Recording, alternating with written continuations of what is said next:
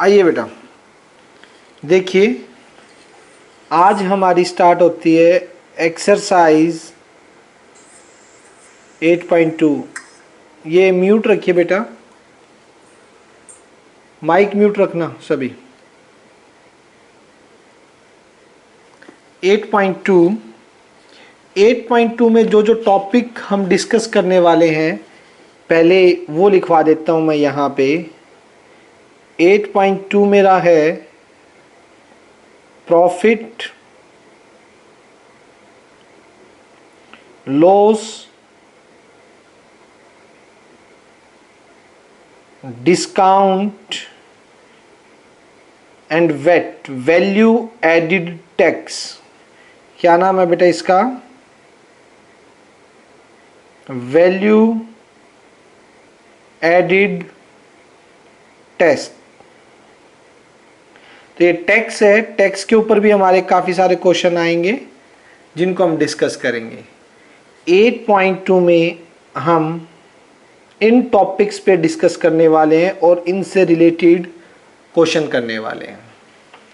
सबसे पहले हमारी डेफिनेशन स्टार्ट होती है, आइए, कॉस्ट प्राइस से। आप जानते भी होंगे 7th में थोड़ा बहुत तो पढ़ाई था कॉस्ट प्राइस और सेलिंग प्राइस के बारे में। तो फर्स्ट जो स्टार्ट है वो है कॉस्ट प्राइस। किसी भी चीज का कॉस्ट प्राइस क्या होता है? कोई भी चीज जिस प्राइस पर खरीदी जाती है उसको उसका कॉस्ट प्राइस बोला जाता है। आप शॉप पे गए हो, आप एक 10 रुपीज की डेयरी मिल्क लेके आए हो, तो वो 10 रुपीज आपके लिए, आपने 10 रुपीज में डेयरी मिल्क को खरीदा है ना, तो वो आपका क्या हो गया? Cost price. आपके लिए वो क्या हो गया? 10 रुपीज कॉस्ट प्राइस। यानी जिस प्राइस पर कोई चीज परचेज की जाती है उसको कॉस्ट प्राइस बोला जाता है। बेटा समझ आई ये बात? तो the amount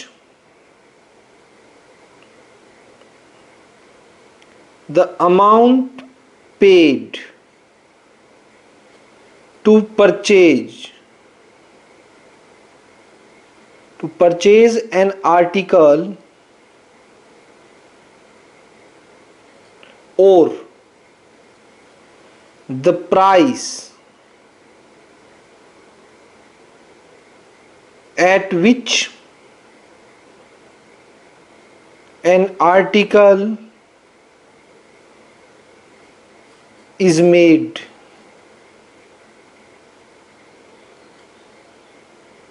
is known as its cost price।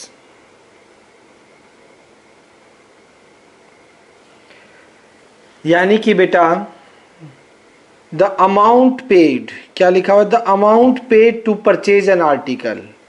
जो अमाउंट किसी आर्टिकल को परचेज करने के लिए दिया जाता है उसको कॉस्ट प्राइस बोला जाता है। और the price at which an article is made, जिस प्राइस पर आर्टिकल बना है, जितने का बना है, वो उसका कॉस्ट प्राइस बोला जाता है।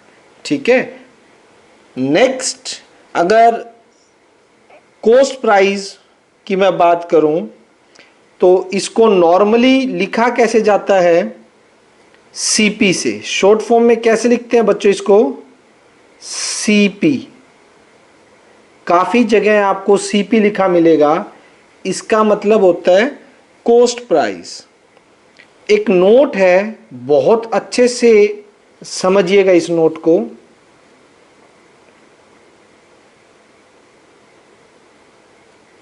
पहले लिखवाता हूं कि generally the overhead expenses like cartage, taxes, labour charge etcetera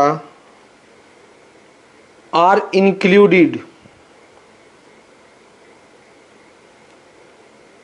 in CP.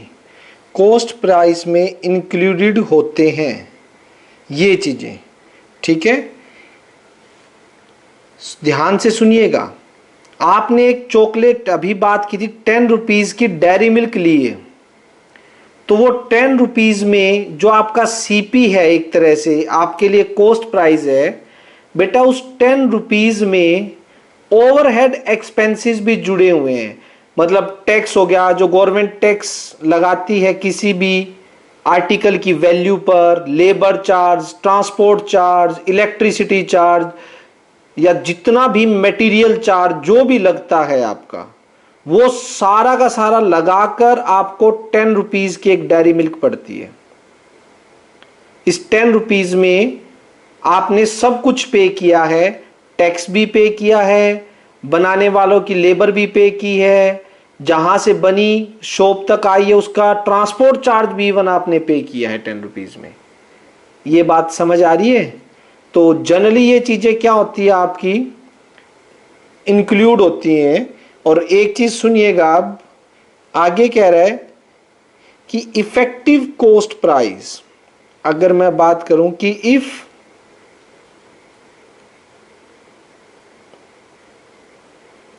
overhead expenses are not included in the cost price, then अगर कॉस्ट प्राइस में ये ओवरहेड एक्सपेंसेस इंक्लूड ना हो तो हमारा क्या होता है, इफेक्टिव कॉस्ट प्राइस जो रहेगा वो क्या है, पेमेंट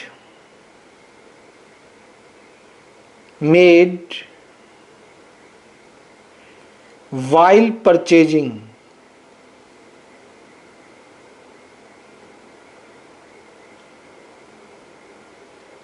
गुड्स।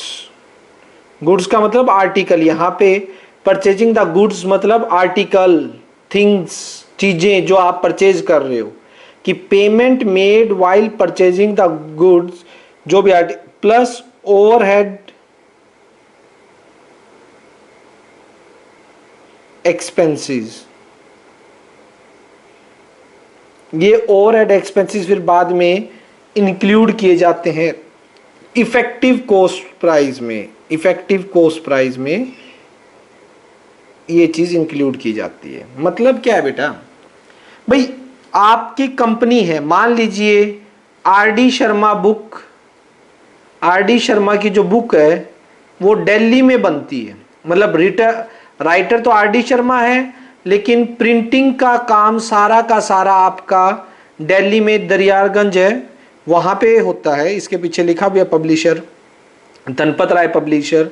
तो वहां से जब बुक रेडी होती है तो अगर हम नॉर्मल सीपी की बात करें, ठीक है, अगर उसके अंदर ओवरहेड एक्सपेंसिव ना लगाएं, लेबर चार्ज, ट्रांसपोर्ट चार्ज, जितने भी अलग एक्सपेंसेस होते हैं, इलेक्ट्रिसिटी चार्ज वगैरह जो भी है वो ना लगाए, तो payment made while purchasing the goods, normal payment plus overhead expensive, overhead expensive में वो सारी चीजें आ गई, तो इनको मिलाकर इसको बोला जाएगा फिर इफेक्टिव कॉस्ट प्राइस।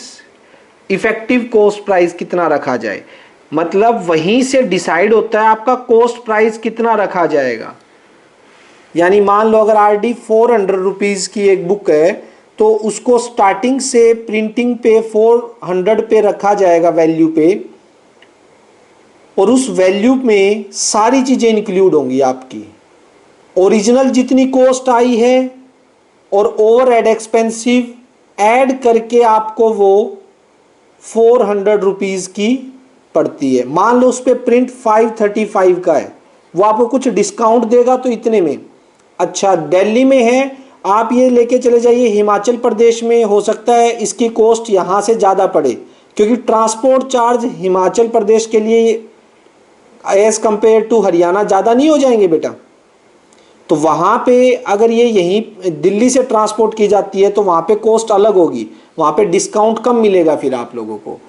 तो वो जो स्टार्टिंग में रेट डिसाइड किए जाते हैं तो वो इसी के अकॉर्डिंग डिसाइड किए जाते हैं कि उसके अंदर ओवरहेड एक्सपेंसिव पहले से ही ऐड होते हैं। ये मेरी बात समझ आ रही है बेटा? इफेक्टिव कॉस्ट प्राइस का मतलब क्या है कि कोई भी चीज़ है जब फैक्ट्री या जहां से बन के आएगी तो ओवरहेड एक्सपेंसेस पहले से उसमें ऐड होंगे कि कितने की वो पड़ी है हमें। नेक्स्ट जो आता है टॉपिक कॉस्ट प्राइस के बाद, वो है बेटा आपका सेलिंग प्राइस।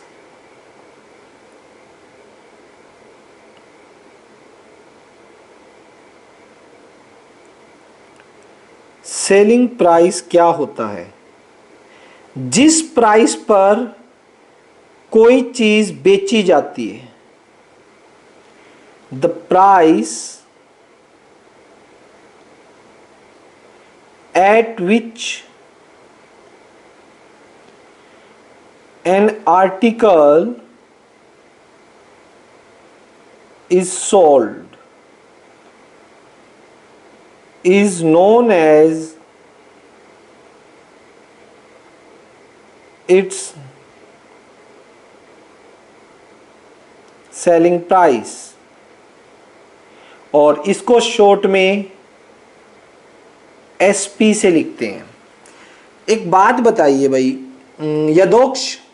यदोक्ष आप बताओ।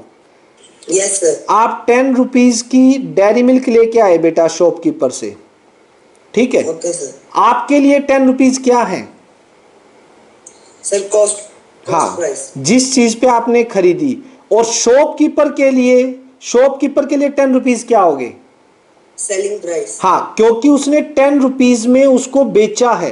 The at price at which an article is sold, shopkeeper के लिए वो 10 रुपीज सेलिंग प्राइस है और आपके लिए ये चीज कॉस्ट प्राइस है। क्या शॉपकीपर को भी वो 10 रुपीज में ही खरीदनी पड़ी थी क्या? शॉपकीपर को तो कम में मिली होगी ना बेटा वो, तभी तो वो बचाएगा कुछ। तो शॉपकीपर का कॉस्ट प्राइस अलग होगा। शॉपकीपर तो इसे कम रुपीज में खरीद के लेके आया है और आपको 10 रुपीज की दे रहा है। तो 10 रुपीज डेयरी मिल्क के हैं तो वो शॉपकीपर के लिए तो सेलिंग प्राइस का काम करेंगे और हम लेने गए हैं हमारे लिए कॉस्ट प्राइस का काम करेंगे। ये बात समझ आई बेटा? बताइए सभी। Yes sir. बोलो। कुशाग्र, लक्ष्य, दिव्या, अपेक्षा, समीर, क्लियर है बेटा सभी को? सर। किसी को भी समझना है उसी टाइम वहीं पे रोक लेना। सेलिंग प्राइस मतलब वो प्राइस जिस पर कोई चीज बेची जाती है। अब नॉर्मल सी बात है, आपने आरडी नई खरीद ली 400 रुपए की, आपके लिए इस साल आरडी 400 की है, तो आपके लिए वो क्या हो गया बेटा? कॉस्ट प्राइस हो गया। नेक्स्ट ईयर आपने इसको 200 रुपए में किसी पुराने स्टूडेंट नए स्टूडेंट को दे दी, आप 9th में हो गए, हाँ, तो आपको 200 रुपीज में आपने किसी को दे दी, किसी और बच्चे को, तो वो आपके लिए क्या हो गया बेटा? आपके लिए सेलिंग प्राइस। और उस नए बच्चे के लिए 200 क्या हो जाएगा? जो नया बच्चे ने खरीदी है, कॉस्ट प्राइस। हाँ, उस नए बच्चे के लिए कॉस्ट प्राइस हो जाएगा और आपके लिए सेलिंग प्राइस हो जाएगा, क्योंकि आपने अब 1 साल बाद उसे 200 रुपए में बेच दिया। समझ आई बेटा? सोल्व कर दिया। तो इस चीज का ध्यान रखना। नेक्स्ट, सेलिंग प्राइस को एसपी से लिखा जाएगा बेटा। नेक्स्ट है profit.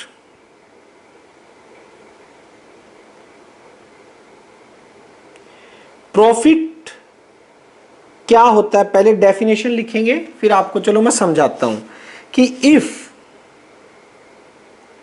If the selling price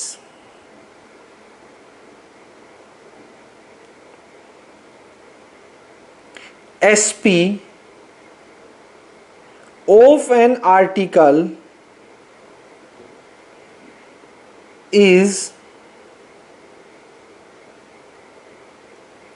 greater than the cost price, किससे? सीपी से, then the difference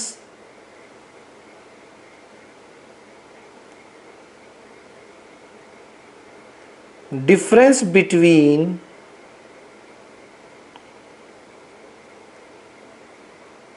the selling price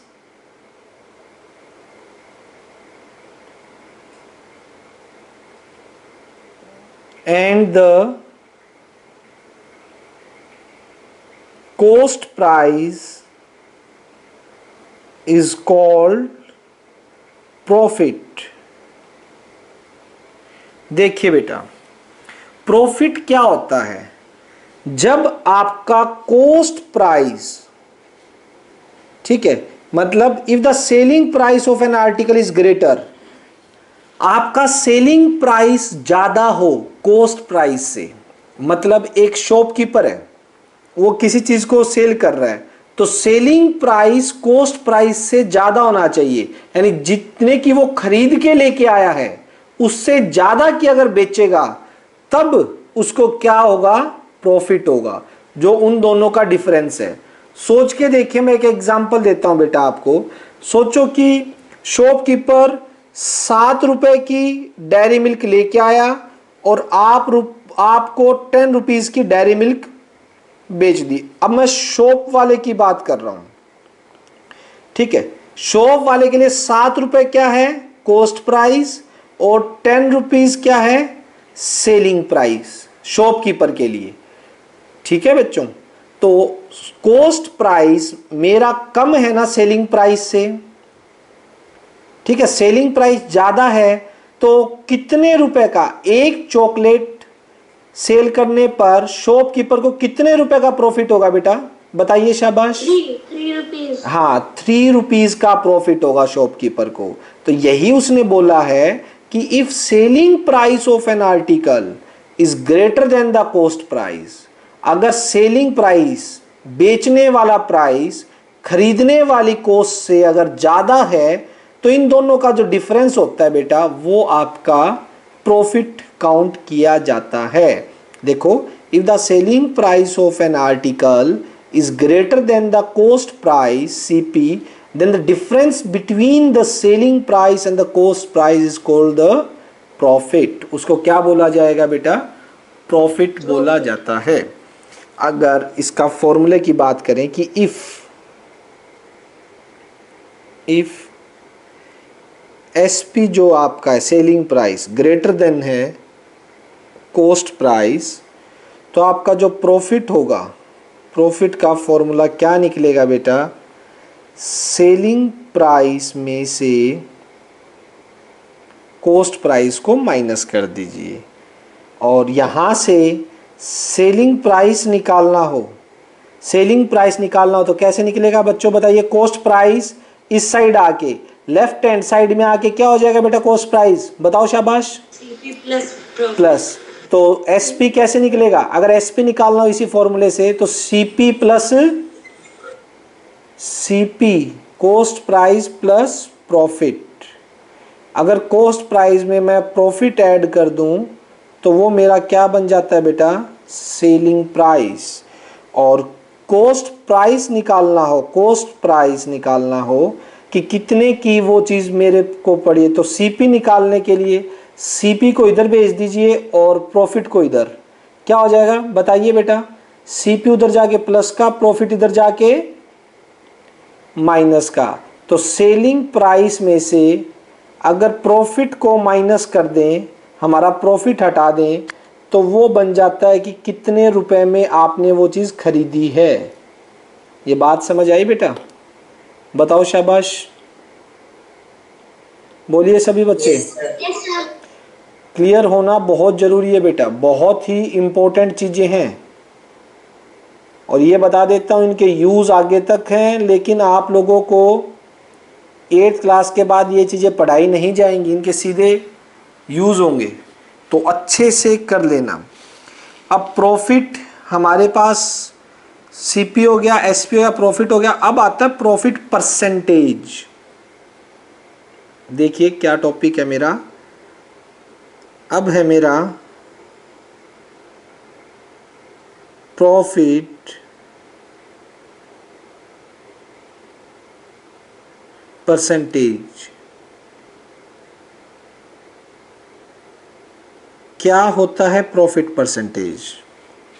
सुनिए, the profit percent is the profit that would be obtained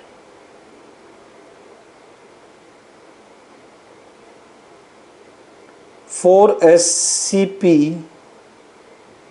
of 100 rupees।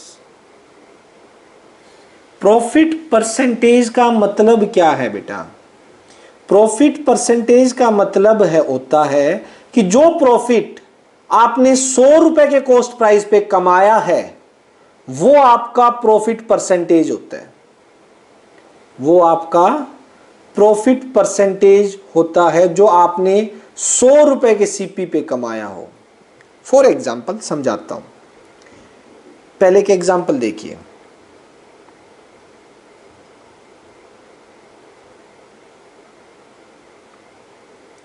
सोचिए आप कोई चीज का कॉस्ट प्राइस आपका 1000 रुपए है। 1000 रुपए में कोई चीज लेके आए, ठीक है, और आपने उसको लाकर सेलिंग प्राइस कितना कर दिया, उसका 1100 रुपए में वो बेच दी। 1000 रुपए की कोई चीज लेके आए और आपने उसको कितने में बेच दिया बेटा? 1100 में बेच दिया। तो अब मुझे ये बात बताइए कि आपका नॉर्मल प्रॉफिट कितने रुपए का हुआ? 100 हाँ, प्रॉफिट एसपी माइनस सीपी हो गया। अगर मैं सिंपल प्रॉफिट की बात करूं, 1100 का बेच दिया, 1000 का तो आप लेके ही आए थे, तो 100 रुपीज का प्रॉफिट हो गया। बट ये 100 रुपीज का प्रॉफिट जो है वो आपने किस पे कमाया है? 1000 रुपए पे कमाया है ना, 1000 रुपए पे कमाया है। तो 100 रुपए पे सोचिए, आप 100 रुपए की वो चीज लेके आते तो आप कितने की बेचते? तो आप कितने की बेचते? तब वो प्रॉफिट माना जाएगा, वो प्रॉफिट परसेंटेज काउंट होगा। ठीक है, यानी कि मैंने 10 रुपए हर 100 रुपए पे प्रॉफिट कमाया है ना, यानी 1000। एक बात सोचो बेटा, 1000 रुपए पे मैं 100 रुपए प्रॉफिट लिया, तो इसका मतलब अगर 900 रुपए होते तो मैं 90 रुपए प्रॉफिट कमाता। अगर 800 रुपए होते तो मैं 80 रुपए प्रॉफिट कमाता। ठीक है, 700 रुपए होते तो मैं कितने परसेंट प्रॉफिट, मतलब कितना प्रॉफिट कमाता? कितने रुपए बताइए? अभी 70 रुपए कमाता। ठीक है, इसी तरह से अगर 600 रुपए की कोई चीज लाता, 60 रुपए प्रॉफिट लेता मैं। 500 की लाता तो 50 रुपए प्रॉफिट लेता, और 100 रुपए की लाता तो 10 रुपए प्रॉफिट कमाता उसमें। तो हमारी परसेंटेज इस चीज को बोला जाएगा कि अगर वही काम आप 100 रुपए पे करते तो कितना प्रॉफिट होता? 10 का। तो उसको प्रॉफिट परसेंटेज बोल देते हैं कि 10% प्रॉफिट हुआ है। यानी आपने, चाहे मान लीजिए, मैं ये नहीं कह रहा बेटा कि 1000 रुपए की चीज लेके आए हो, आप 1 लाख रुपए की चीज लेके आए, 1 लाख रुपए की चीज लेके आए हो, उस पे आपने 5000 प्रॉफिट कमा लिया, वो तो प्रॉफिट है आपका, वो तो नॉर्मल प्रॉफिट है, कितने रुपए कमाया। बट परसेंटेज निकालने के लिए हमें यह पता होना चाहिए कि 100 रुपए पे कितने प्रॉफिट। अगर आप वो चीज 100 रुपए की लेके आते तो उस पे कितना प्रॉफिट कमाते, वो चीज प्रॉफिट परसेंटेज में काउंट की जाती है। क्या आप लोगों को समझ आ रही है ये बात? कहना क्या चाह रहा हूं मैं, बताइए। शाबाश। प्रतीक, यस सर। यदोक्ष, कुशाग्र बताओ बेटा। Yes, sir. अनिकेश क्लियर हो रही है चीज, लक्ष्य? Yes, sir. कि मैं बताने क्या जा रहा हूं कि प्रॉफिट परसेंट भी एक तरह का प्रॉफिट ही होता है, बट वो होता है 100 रुपए पे, कि 100 रुपए की अगर आप चीज लेके आते वही चीज, तो आप कितना प्रॉफिट कमाते, उसको निकालने का तरीका, फॉर्मूला अलग है उसको निकालने का, ये देख लीजिए। प्रॉफिट परसेंट, या इसको यूं भी लिख देते हैं प्रॉफिट परसेंट, परसेंट का साइन लगा के भी कैसे निकाला जाता है। ऊपर तो आता है प्रॉफिट, नॉर्मल प्रॉफिट, ठीक है, डिवाइड में सीपी, सीपी डिवाइड करती है, आ गया ना कि एक इतना प्रॉफिट इतने सीपी पे, और इनटू में आ गया आपका 100। ये आपका प्रॉफिट परसेंट का फॉर्मूला होता है, और प्रॉफिट हमेशा सीपी पे निकलता है, ये ध्यान रखना बच्चों, प्रॉफिट हमेशा सीपी पे काउंट होगा, ठीक है।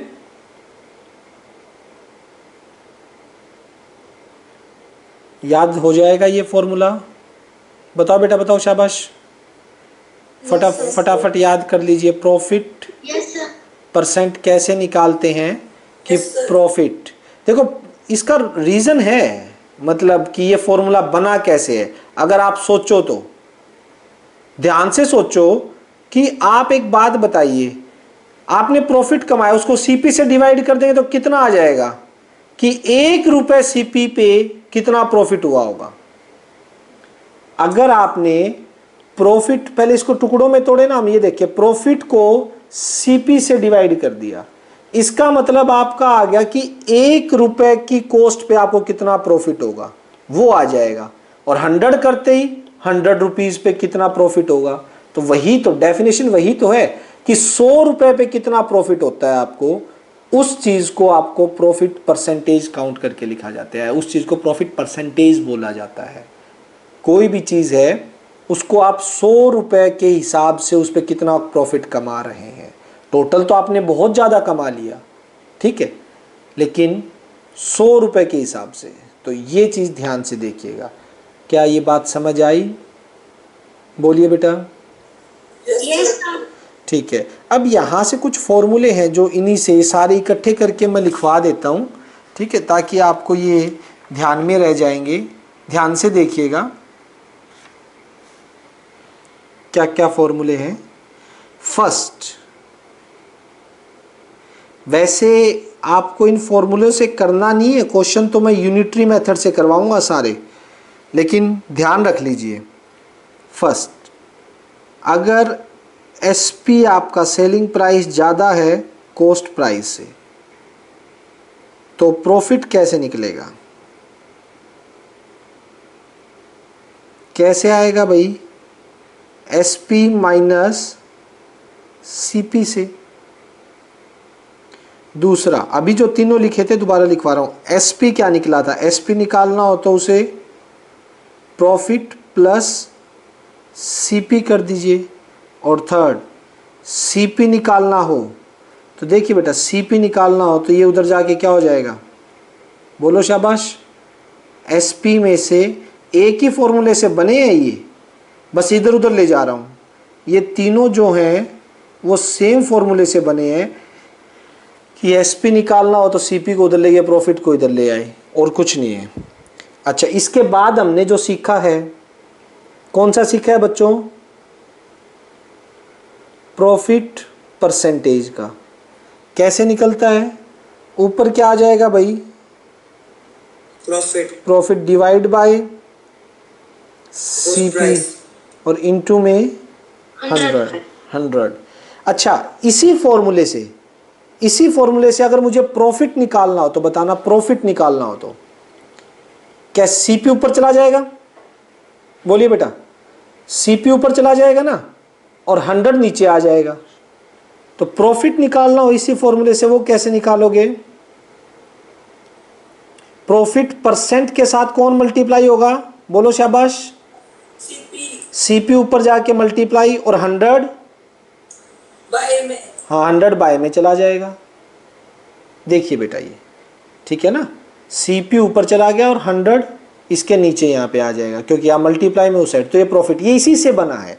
तो आपको सारे रटने की जरूरत नहीं है, चीजें यहीं से बनी हुई हैं। क्लियर है? किसी तरह का कोई डाउट बेटा, बोलो शाबाश। No sir. ठीक है, अब मैं यहां से एक फॉर्मूला बना रहा हूं, जरा ध्यान से देखना। एसपी, एसपी को देखना जरा ध्यान से। एसपी क्या था यहां से, बताइए। एसपी क्या है बेटा, यहां से प्रॉफिट प्लस सीपी है, नहीं है, और मैं CP Yes, sir. CP plus profit है, आप पढ़ रहे हो, यहां से प्रॉफिट की वैल्यू रखना जो इस यहां से निकाली आपने, तो एसपी की शक्ल देखना कैसी आ जाएगी। CP plus profit percentage into CP divide by 100। Yes और नो, आ गया नहीं आ गया बेटा? ठीक है, अभी इसका फॉर्मूला देखिएगा। सीपी 100 एलसीएम ले लीजिए, 100 एलसीएम आएगा, तो बताइएगा 100 ऊपर मल्टीप्लाई सीपी के साथ जाके, क्योंकि सीपी के नीचे 1 है, plus CP into profit percent. अब एसपी देखिएगा, आप टोटल से सीपी ले लो कॉमन, अंदर क्या बच गया, 100 प्लस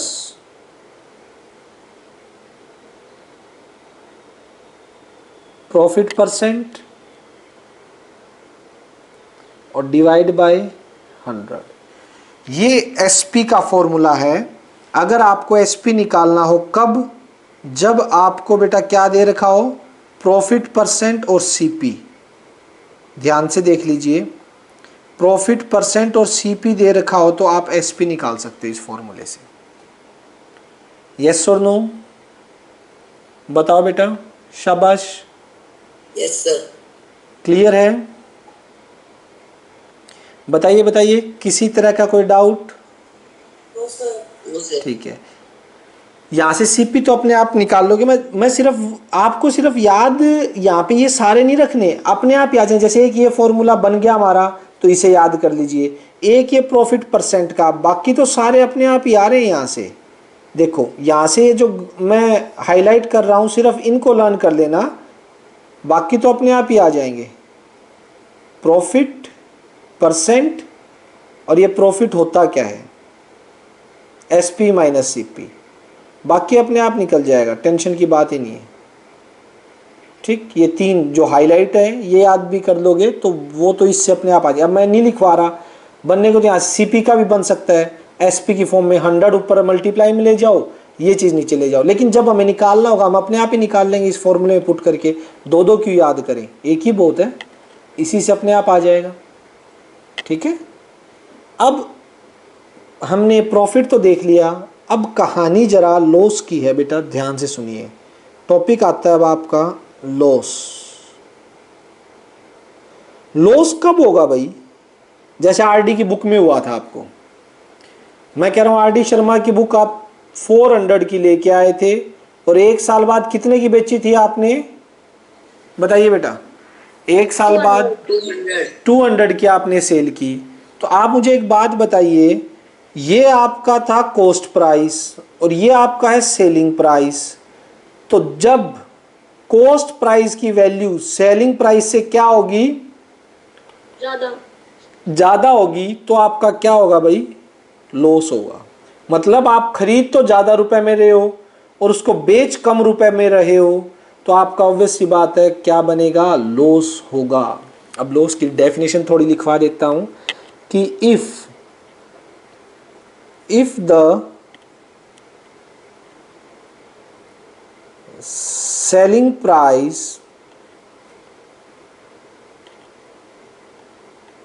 यानी SP of an article is less than the cost price CP, अगर उससे लेस है तो द डिफरेंस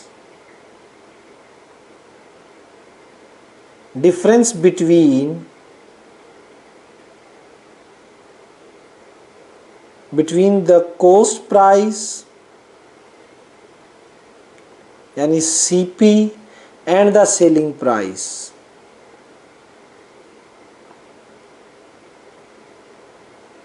यानी कि SP, इनका जो डिफरेंस होगा उसे क्या बोलेंगे, इज कॉल्ड लॉस, उसे लॉस बोला जाएगा। मतलब इफ आपका SP से ज़्यादा कौन है, CP ज़्यादा है, तो लॉस निकलेगा। और लॉस कैसे निकलेगा, CP कॉस्ट प्राइस में से सेलिंग प्राइस माइनस कर देंगे। बताइए ये बात समझ आई या नहीं आई बेटा, क्लियर हुआ नहीं Yes, हुआ? sir. ठीक है, वेरी वेरी वेरी इंपॉर्टेंट कि लॉस क्या होगा जब कॉस्ट प्राइस में से सेलिंग प्राइस को आप माइनस कर देंगे। आपका कॉस्ट प्राइस ज़्यादा होना चाहिए सेलिंग प्राइस से, ठीक है। वही इसमें बाकी फॉर्मूले बना सकते हो। भाई SP निकालना है तो कैसे निकालोगे, इसके जो साथ वाले फॉर्मूले अगर वो बनाने हो कि अगर आपको CP निकालना हो, CP, तो लॉस के अंदर SP को ऐड कर देना उधर जाके। अगर SP निकालना हो तो कॉस्ट प्राइस में से लॉस को माइनस कर देना, मतलब SP उधर चला गया, लॉस इधर आ गया माइनस, उधर उधर भेजे हैं, और कुछ नहीं है, कोई एक्स्ट्रा फॉर्मूले नहीं है, ये यहीं से बन रहे हैं, ठीक है। नेक्स्ट अगर मैं बात करूं, अब जैसे लॉस है तो अब आती है लॉस परसेंटेज। वही लॉस परसेंटेज भी 100 रुपए पे कितना लॉस हुआ है आपका, loss percentage.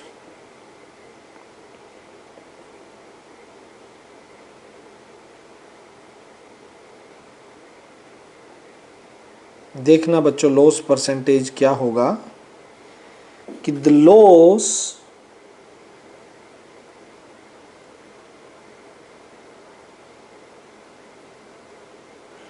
percentage is the loss that would be made for a CP of 100 rupees, यानी 100 रुपए पे आपको कितना लॉस हुआ है, उस अमाउंट को लॉस परसेंटेज बोल देते हैं। बस है तो वो भी लॉस ही, लेकिन अगर 100 रुपए पे लॉस हम निकाल लें, भाई मैंने कोई चीज मान लो 25,000 रुपए में खरीदी है यार, और उस पे मुझे 500 रुपए का लॉस हो गया, ठीक है, जब मैंने उसे बेचा तो 500 रुपए का लॉस हो गया, तो वो लॉस तो 25,000 पे हुआ है ना। अगर मैं ये निकाल पाऊं कि 25,000 पे हुआ है और 100 रुपए पे मुझे कितना लॉस हुआ है, अगर ये चीज मैं निकाल पाऊं तो क्या हो जाएगा, वो मेरा लॉस परसेंटेज काउंट होगा। समझ आ रही है बेटा कहानी, ठीक है। तो हाँ, यहां से लॉस परसेंट का फॉर्मूला कैसे होगा वो देखिए।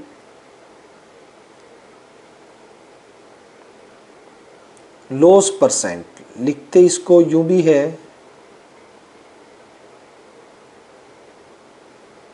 लॉस परसेंट क्या आएगा, loss divided by CP into में 100, क्योंकि ये भी CP पे निकलता है, कॉस्ट प्राइस पे, जितने पे कोई चीज़ आपने बनी है खरीदी है, ठीक है, और जो आपका प्रॉफिट था वो भी CP पे निकलेगा। तो ये आपका लॉस परसेंट का फॉर्मूला है बच्चों।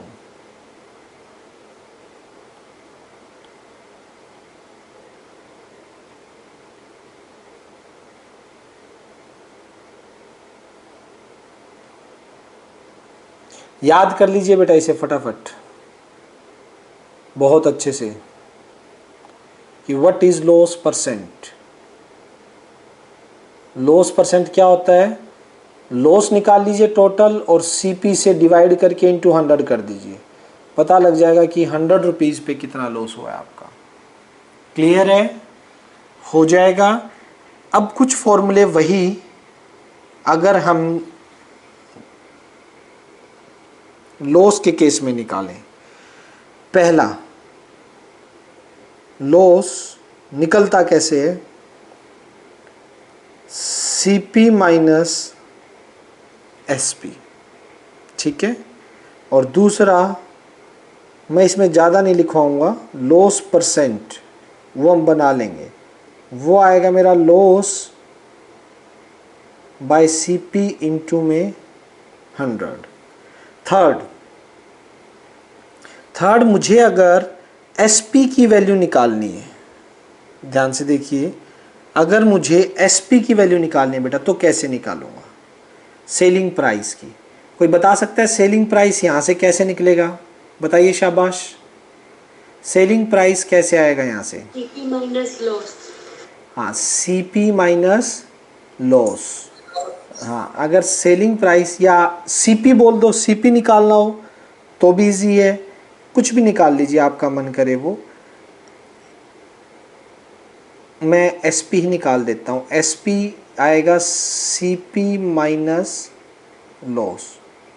अच्छा, इस फॉर्मूले से लॉस की वैल्यू क्या निकलेगी, कोई ये भी बता दो।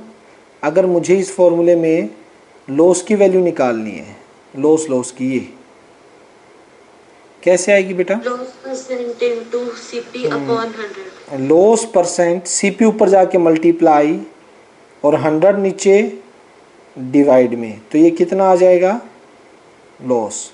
बोलिए सभी बेटा, समझ आ रहा है क्या, बताइए Yes, sir. सभी, Yes, sir. बताइए कि लॉस कैसे निकालेंगे, सीपी उधर मल्टीप्लाई 100 नीचे डिवाइड में, और ये लॉस की वैल्यू अब यहाँ रख दीजिए। देखिए बहुत ही प्यारा फॉर्मूला बनने जा रहा है आपका, माइनस लॉस की वैल्यू यहाँ रखेंगे, क्या है वो,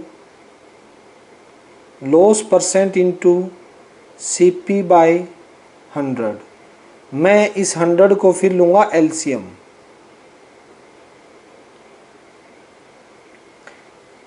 एसपी का फॉर्मूला बनाने के लिए 100 को मैंने लिया एलसीएम, 100 ऊपर multiply into CP minus loss percent into CP.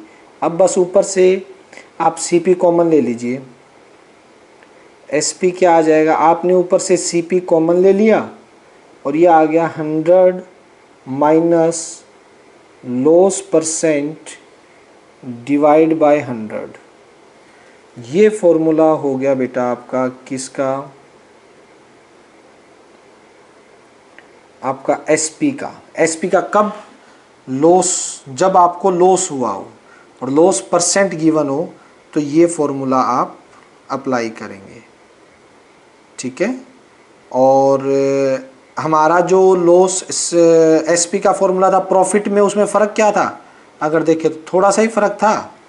ये देखिएगा ऊपर जो हमने किया था, ये ऊपर प्रॉफिट का किया, यहाँ क्या है, एसपी कैसे आया, 100 प्लस प्रॉफिट परसेंट, और यहाँ पे अगर मैं बात करूँ तो एसपी क्या आया है, CP 100 minus loss, 100 minus loss, और यहाँ है मेरे पास 100 प्लस प्रॉफिट। सिर्फ इतना ही फ़र्क है बेटा, यस और नो, बोलिए बेटा। क्लियर है, किसी को, किसी भी बच्चे को doubt, No, sir. No, sir. No, sir. Clear हो जाएगा सभी को।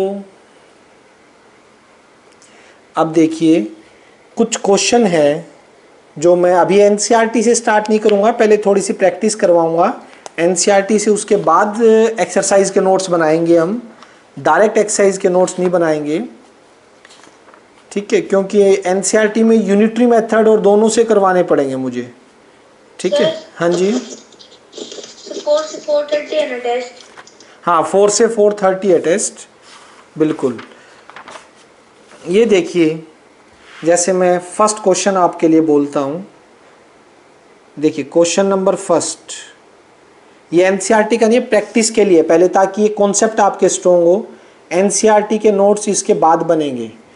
अ शॉपकीपर करके दिखाएंगे इसे सभी। A shopkeeper buys a toy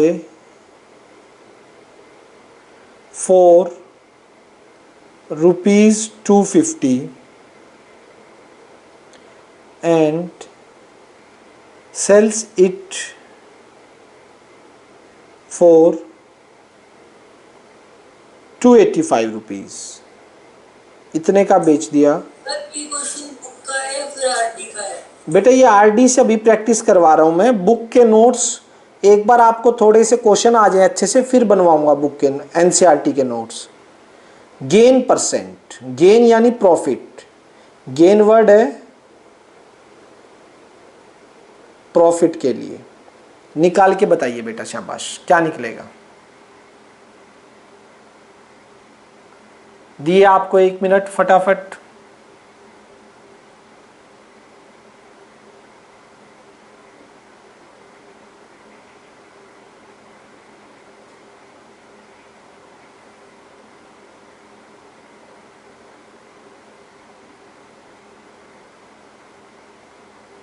sir profit 35 और 14% गेन परसेंट। प्रॉफिट 14% और प्रॉफिट 35, बिल्कुल सही आंसर है बेटा। कैसे होगा जरा देखिए। पहले तो कॉस्ट प्राइस, परसेंट का फॉर्मूला बता दो सर, बाकी सब निकल गया। ठीक है, पहले बताइए कॉस्ट प्राइस कितना है। शॉपकीपर 250 रुपीज़ का लेके आया और सेलिंग प्राइस कितना है आर्टिकल का, 285 रुपीज़। क्या आपका एसपी ज़्यादा है सीपी से, तो इट मीन्स क्या हुआ है, क्या होगा आपका प्रॉफिट। तो पहले बताइए प्रॉफिट निकालिएगा। पहली चीज़ तो प्रॉफिट कैसे निकलेगा, प्रॉफिट कैसे निकलेगा बेटा, एसपी माइनस सीपी, 285 माइनस 250 कितना आ गया, 35 रुपीज़ का profit. Second profit percent, profit percent का फॉर्मूला क्या बताया था, बोलिए बेटा। Profit divide by CP into 100। Profit 35, CP 250 into 100। 0 से 0 कैंसिल कीजिए, शाबाश। 5 5 जा 5 7 जा 5 2 जा 7 2 जा 14%। 14% आपका प्रॉफिट आया है। बताइए, सभी बच्चे बताएंगे समझ आया नहीं आया।